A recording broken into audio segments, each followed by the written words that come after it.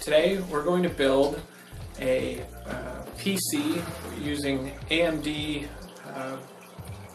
processor and AMD graphics card. We're going to go through this step by step. I'll show you the parts and what order to put them together in, and when we're done we'll have a working PC. The purpose of this is to create a cheap mid to high range gamer, something that's capable of virtual reality. Let's go through some of the parts we see here. This is DDR4 RAM. This is an M.2 NVMe PCI SSD for super fast loading times. CPU cooler. This probably won't work a lot better than the one that came with the Ryzen 7 CPU, but it will be quieter. And the Asus motherboard, Prime, AMD Ryzen desktop, 2000 ready, VR ready. Both the motherboard, the processor, and the graphics card are VR ready. And here is the graphics card. This is a Radeon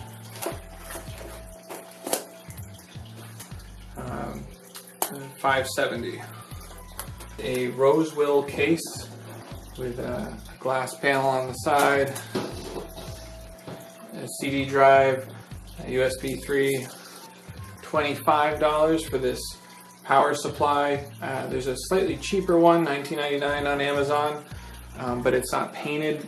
I don't know why, but I feel like the paint protects it against certain static. Oh yeah, other prices. The graphics card was about $130. The cooling fan about $15. The motherboard was about $70. And the Ryzen 7, this is an 1800, so it's a first gen Ryzen 7, 8 cores, 16 threads. That only ran about $150. So all said, the build cost just around $650.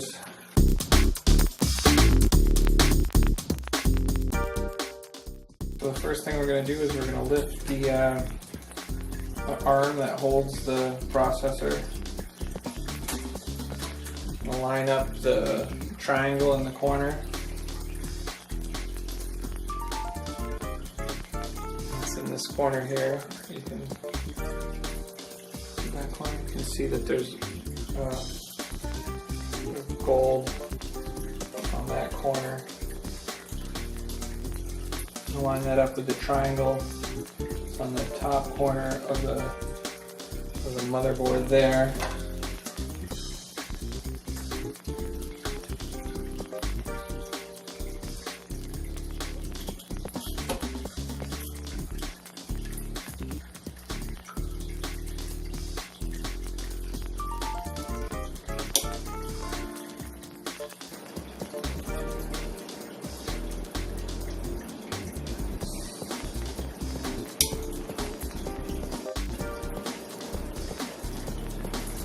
Now we'll install the RAM and back the clamps that hold it in place.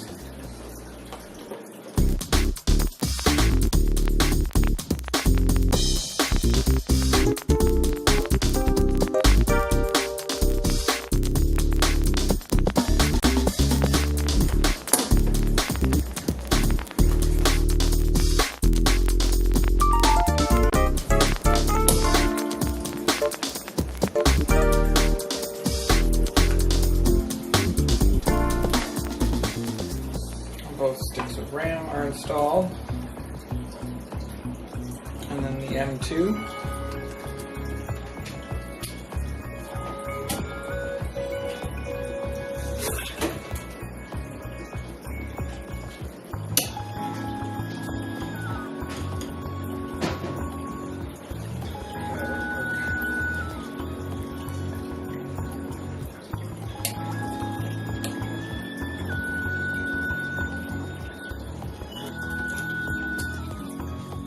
We're going to install the power supply.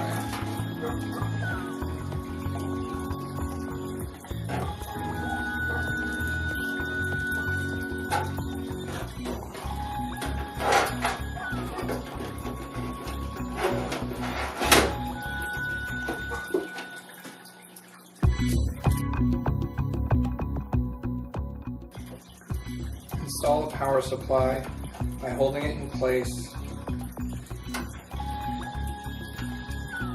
and screwing in the 4 fastener screws.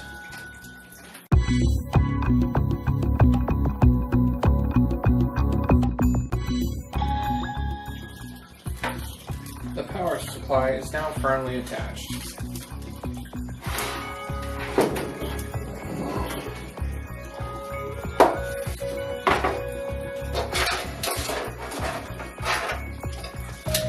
Move the wires out of the way, and then we're ready to install the motherboard.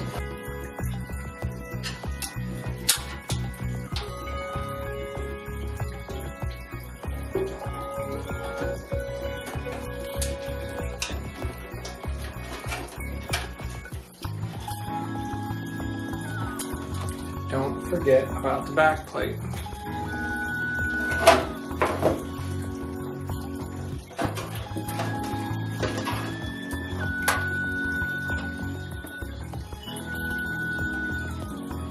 I think it's fair to say that the back plate should be installed first.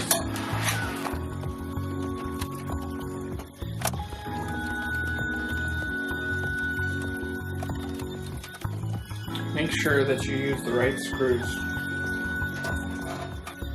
Try not to dislodge any of the microchips from the motherboard, as this may cause the computer to function improperly.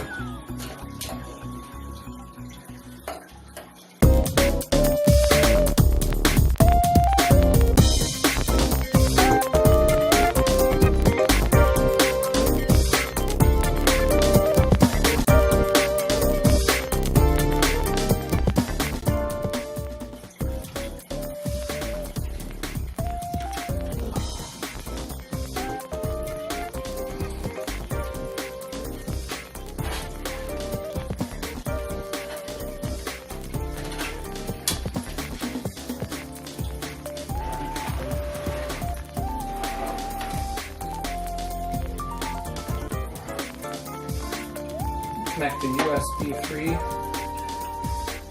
connector. This connects the USB ports from the front of your case to your motherboard.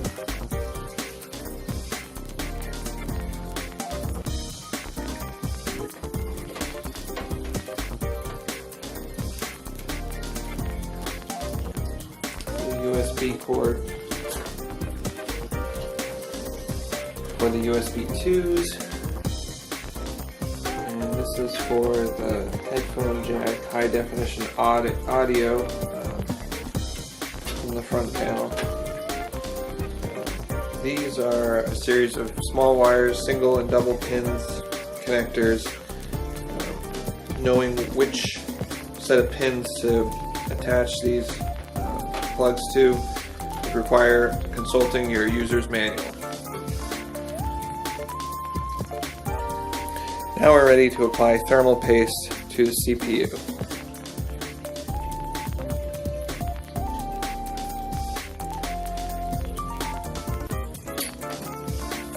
We're going to install the cooling fan. Make sure that if your cooling fan has a plastic protector on it, that you remove that.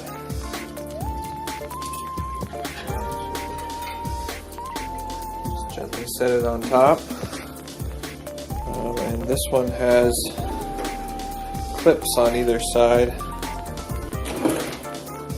The clips here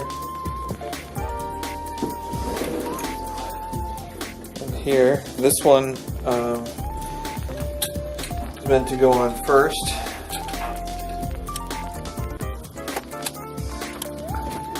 Once that side's fastened, you have to apply quite a bit of pressure. Attach the other clip on the other side. Once that's done, it should be quite secure. And then we can attach the CPU fan cord. cooling fan power, like so. Now we're ready to install the GPU. This is a Radeon 570 from MSI.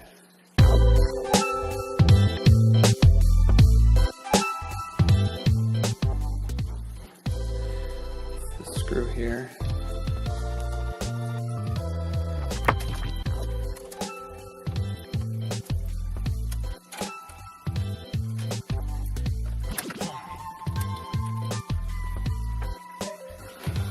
Now I'll feed the 4-pin power that's going to go to this motherboard through the window in the back and attach it here. That's the power to the CPU, and it's attached. That one was a tight fit. You can tell which direction these plugs go on. You can tell which direction they go by which edges are rounded. They're not all square.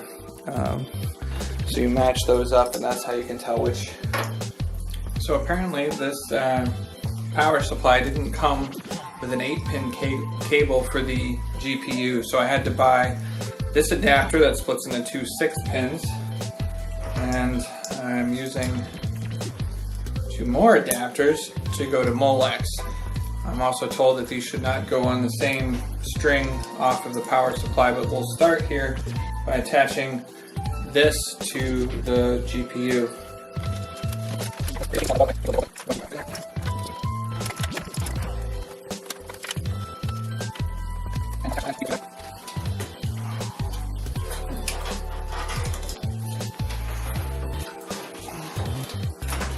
Pull it out. The window in the back, and we'll find the Molex that we're going to use.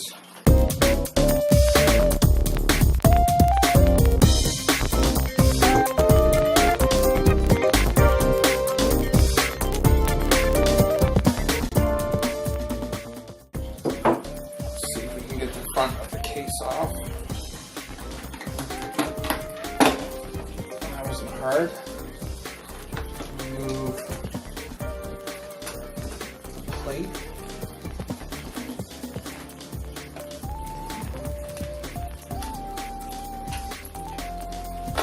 I see the tab. Pull back on it.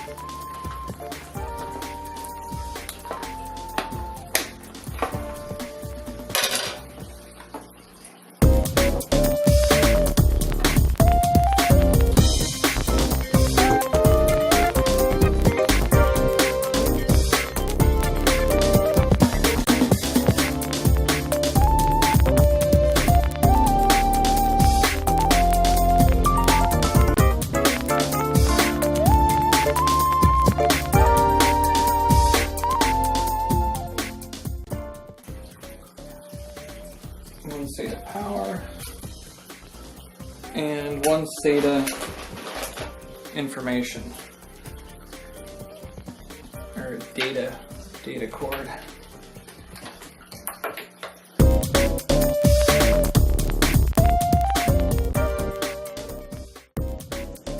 So I put the front and back panel on.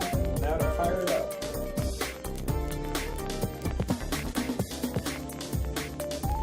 Honestly, it didn't fire up the first time for me. I had some issues with the panel lights, which I will show you the proper configuration for those small pins